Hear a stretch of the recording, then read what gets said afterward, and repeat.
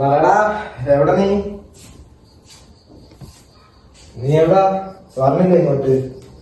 പെട്ടെന്നോ.